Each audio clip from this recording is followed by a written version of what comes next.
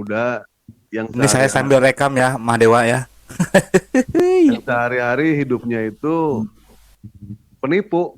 Pak Sugi, gimana sih dia itu penipu lah waktu di dunia itu. Nipu sini, nipu sana, hutang sini, hutang sana.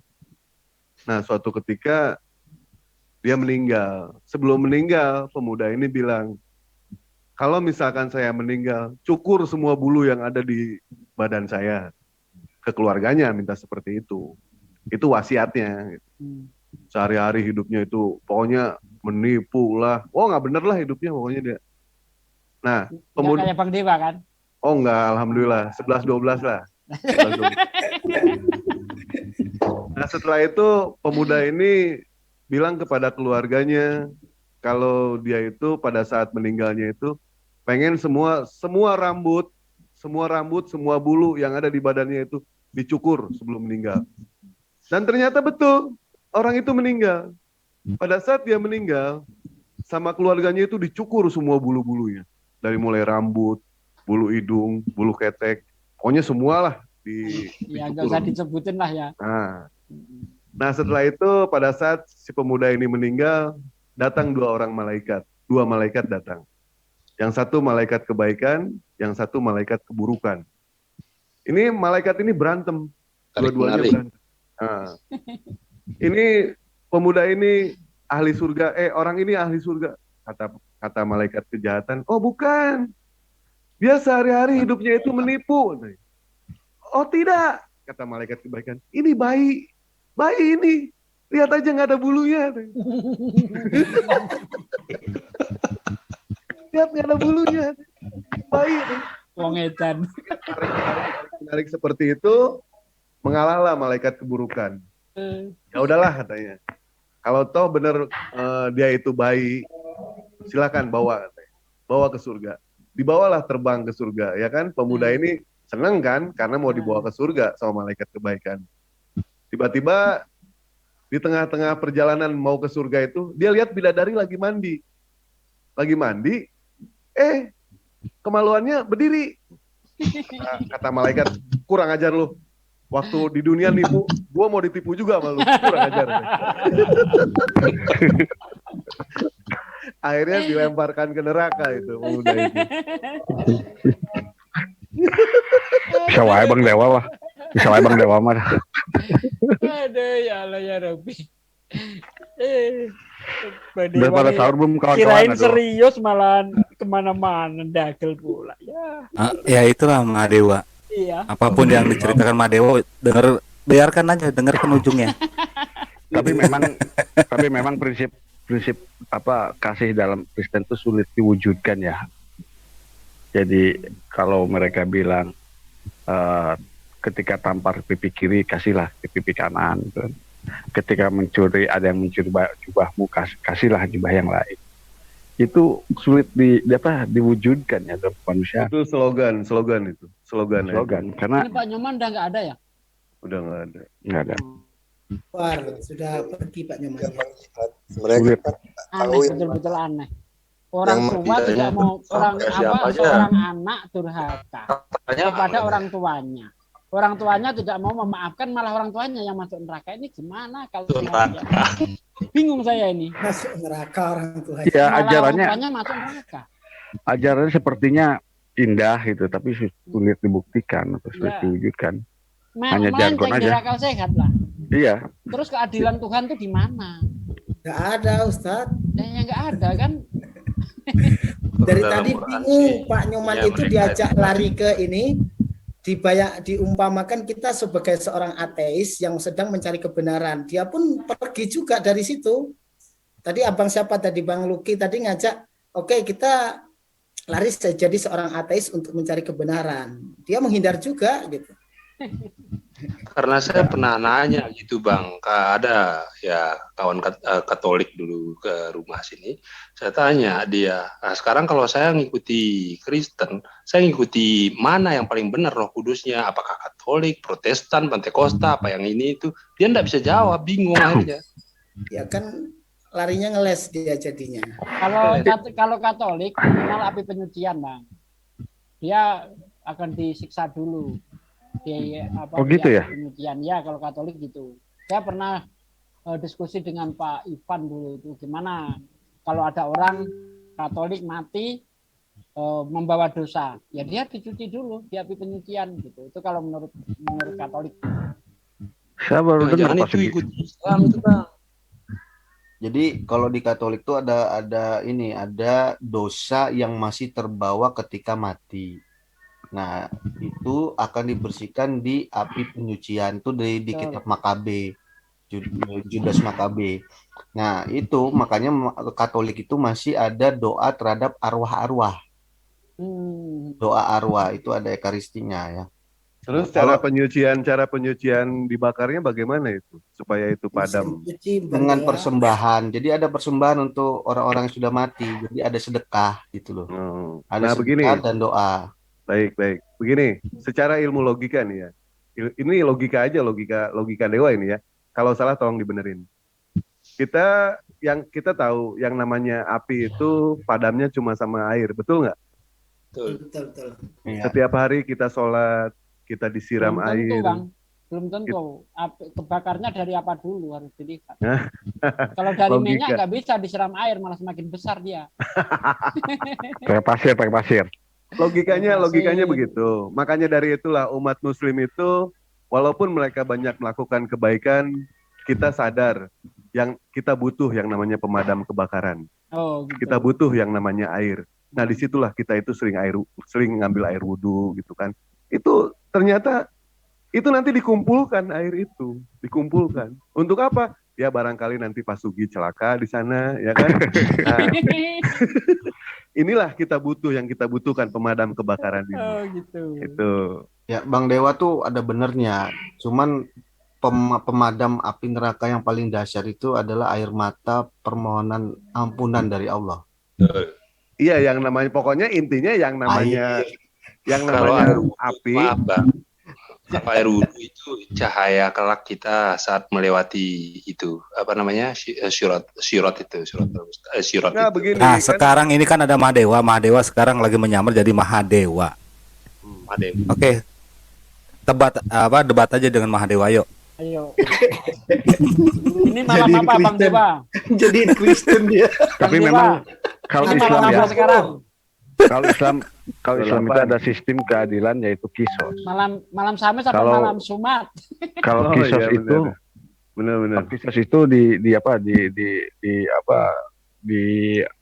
Ibrahim sama orang-orang Kristen di blow up bahwa kisos itu bagian dari sebuah sadisme gitu.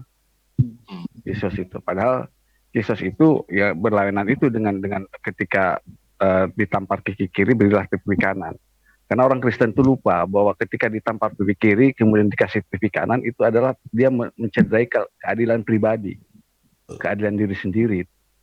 Tapi Ya, jangan lupa ya Bang Jihad ya, hukum kisas itu kita misalkan melakukan pembunuhan di Arab Saudi nih. Di Arab Saudi kita melakukan pembunuhan dan kita dijatuhkan hukuman sama hakim itu bahwa kita itu akan dikisas. Tetapi dari kisas itu tetap masih ada keadilan. Algojo itu melangkah tiga kali. Betul. Ketika si Algojo itu mau melangkah, mau memancung kepala orang yang dikisas itu, langkah pertama dia menoleh ke arah pihak korban, pihak keluarga. Ada nggak yang mengangkat tangan? Seandainya ada yang mengangkat tangan, itu tidak jadi hukum kisas. Artinya si keluarga itu memaafkan. Tetapi di langkah pertama ternyata tidak ada yang mengangkat tangan pihak dari keluarganya. Langkah kedua Algojo pun masih menengok.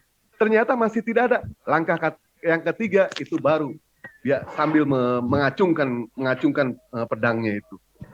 Ternyata di situ pun kalau misalkan udah mengacungkan pedangnya, pihak keluarganya ada salah satu yang mengangkat tangannya, artinya memaafkan, batal hukum kisas.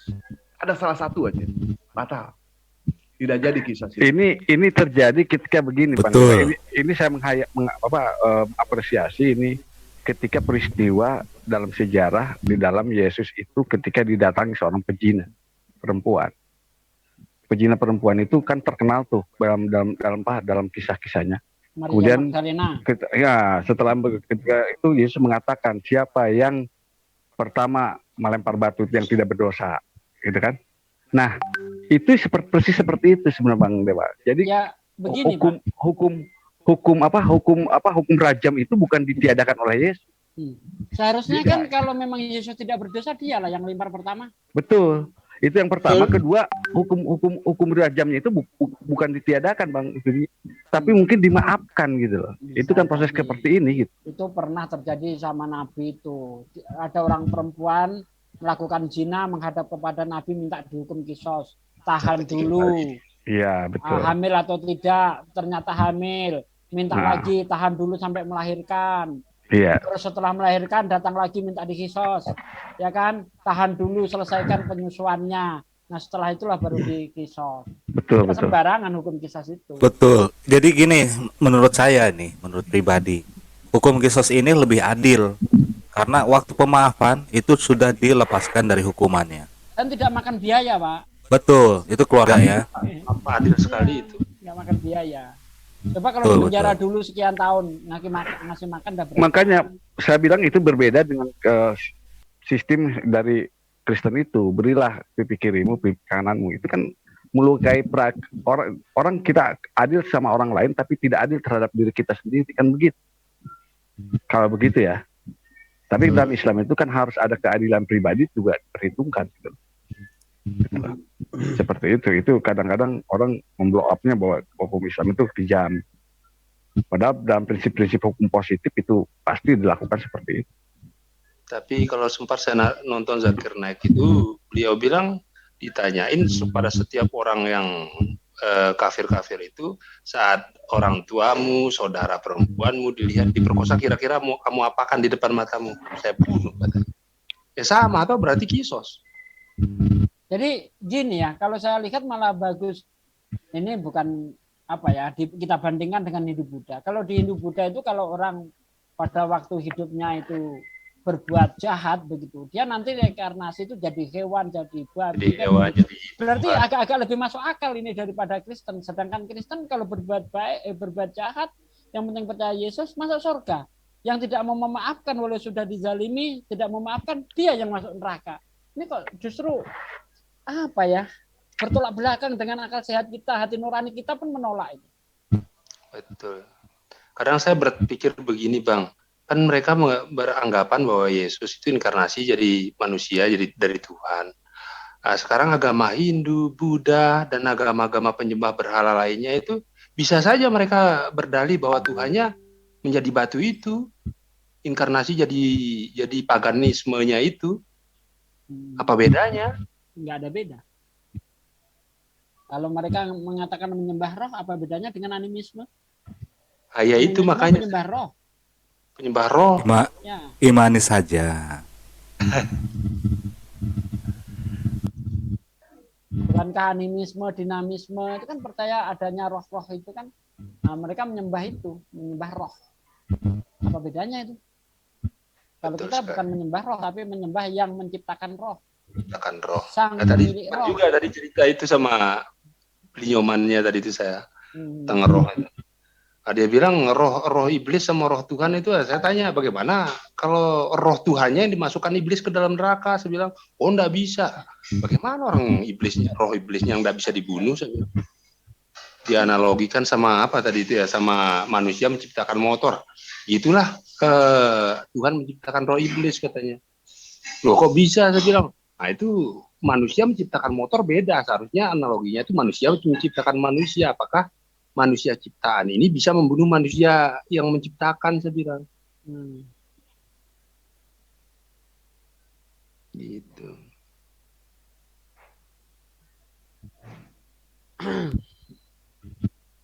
Mumet.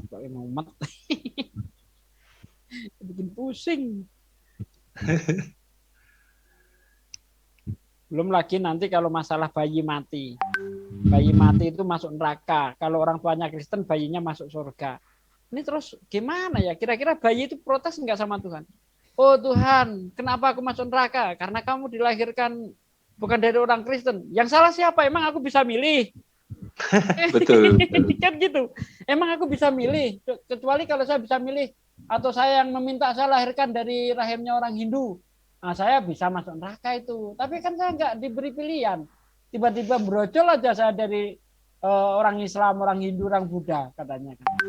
Tuhan kok bego sih kan gitu akhirnya si bayi itu. Betul sekali. Kasihan bayinya enggak tahu apa-apa. Iyalah nggak masuk akal lah. Gimana? Jadi Jadi mereka bentuk keadilan Tuhan itu di mana gitu loh. Jadi dipertanyakan kalau seperti itu. Oke. Pak Nyoman tuh bingung kalau ditanya roh Tuhan dengan roh iblis. Karena kalau namanya roh kan pasti ciptaan.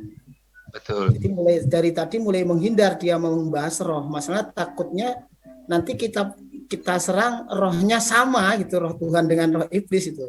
Karena ada kemungkinan Tuhannya kalah dengan roh iblis gitu. Dari tadi kan itu menghindar Pak Nyoman. Dia enggak mau.